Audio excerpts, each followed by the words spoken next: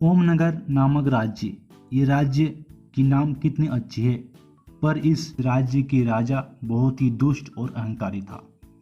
रानी, अरे ओ रानी, सुनती हो? हाँ जी हाँ, आ रही हूँ, बोलिए क्या काम है?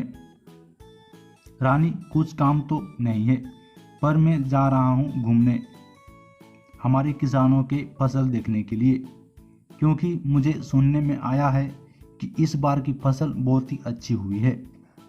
ठीक है, जाइए राजा जी। राजा अपने गांव घूमने निकल जाता है।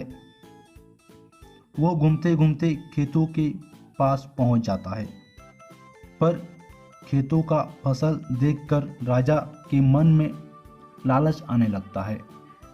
अरे, इस बार तो बहुत ही अच्छी फसल हुई है।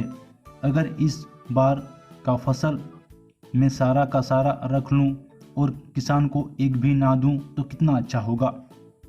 तभी वहां के एक चुड़ैल ने राजा की ये बात सुन लेती है।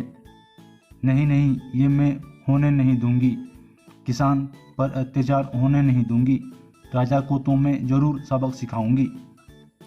और चुड़ैल वहां से चली जाती है और राजा भी वहां से अपने घर की ओर चल पड़ता है। अगले सुबह की बात है। राजा ने गांव वालों के साथ उसी गांव में बैठक करता है। राजा साहब, हमें गांव वालों को क्यों बुलाए हैं? मैं तुम सब गांव वालों को इसलिए बुलाया हूं क्योंकि मैं चाहता हूं कि इस बार की सारा फसल हमें दे दो। राजा साहब, आप ये क्या बोल रहे हैं? हर बार तो आधा फसल लेते हैं। हाँ हाँ, मैं आधा फसल लेता हूँ, पर इस बार सारा फसल मुझे देना होगा। राजा साहब, हम गांव वाले पर रहम करें, हम तो भूख से ही मर जाएंगे। तभी वहाँ वही चुड़ैल पहुँच जाती है।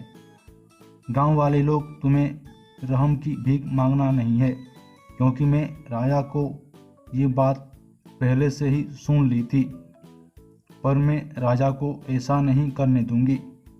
सभी गांव वाले लोग और राजा बहुत ही डर जाते हैं। आप कौन हैं और आप हम लोगों से क्या चाहते हैं? हे दुष्ट राजा, मैं गांव वाले लोगों से कुछ नहीं चाहती हूँ, पर अगर तुमने किसानों के साथ फसल लेना चाहता है, पूरा फसल, तो मैं ये होने नहीं दूंगी।